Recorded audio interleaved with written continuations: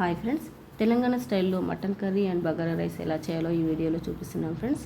So ముందుగా mutton కర్రీకి అలానే బగారా రైస్కి కావాల్సిన వెజిటేబుల్స్ అంటే ఆనియన్స్, పచ్చిమిర్చి, టమాటోస్, పుదీనా, కొత్తిమీర, క్యారెట్ అండ్ అలానే బగారా రైస్కి కావాల్సిన మసాలా దినుసులు అండ్ అలానే మటన్ కర్రీకి కావాల్సిన మటన్ని కూడా చక్కగా కడిగేసి ఒక గిన్నెలో తీసుకొని పెట్టేసుకున్నాను ఫ్రెండ్స్.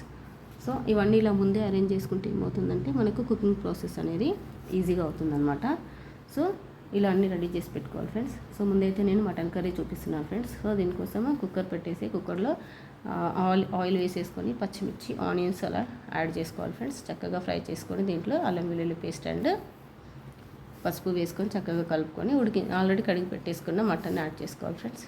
చక్కగా ఆయిల్లో మిక్స్ అయ్యేలా కలుపుకొని మూత పెట్టేసుకొని ఉడికించుకోవాలి.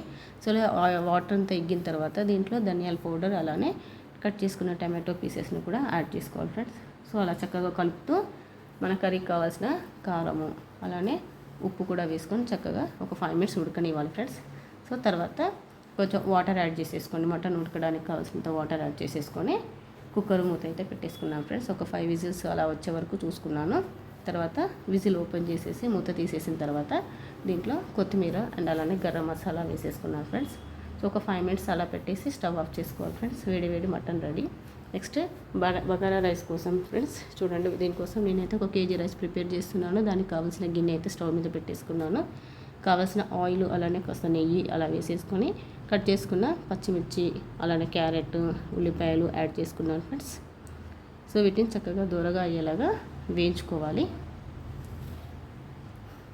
అలా వేగిన దాంట్లో చక్కగా చూడండి ఫ్రెండ్స్, దాంట్లో కొంచెం అల్లం వెల్లుల్లి పేస్ట్ అలానే ఆల్రెడీ కట్ చేసి పెట్టుకున్న పుదీనా అండ్ కొత్తిమీర కూడా వేసుకొని కలుపుకోవాలి. నేనైతే చిన్న టమాటో పీసెస్ కూడా వేసుకుంటాను ఫ్రెండ్స్. తర్వాత ఆల్రెడీ సెట్ చేసి పెట్టుకున్న మసాలా దినుసులన్నీ కూడా వేసుకొని ఒకసారి మళ్ళీ కలిపేసుకోవాలి ఫ్రెండ్స్. ఒక 2 minutes తర్వాత చక్కగా రైస్, మనకు kg రైస్ అన్నాం కదా, ఒక గ్లాస్తో కొలతలాగా ఫ్రెండ్స్. ఒక గ్లాసు రైస్కి 2 గ్లాసు వాటర్ అలా వేసేసుకోవాలి ఫ్రెండ్స్. సో దాంట్లో చక్కగా సాల్ట్ వేసేసుకొని మూత పెట్టుకొని ఉడికించుకోవాలి. సో ఇలా ఎసరు వచ్చినాక బాయిల్ అవుతుంది చూడండి వాటర్.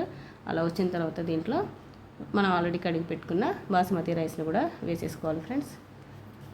అలా వేసేసుకొని చక్కగా కలుపుతూ ఉడికించుకోవాలి ఫ్రెండ్స్. ఫైనల్గా అయితే మనకి వేడి వేడి బగారా రైస్ అయితే రెడీ అయిపోయింది. చూడండి ఫ్రెండ్స్ ఎంత చక్కగా ఉందో. సో వేడి వేడి బగారా రైస్ అయితే రెడీ అయిపోయింది ఫ్రెండ్స్. పొగలు వస్తున్నాయి చూడండి.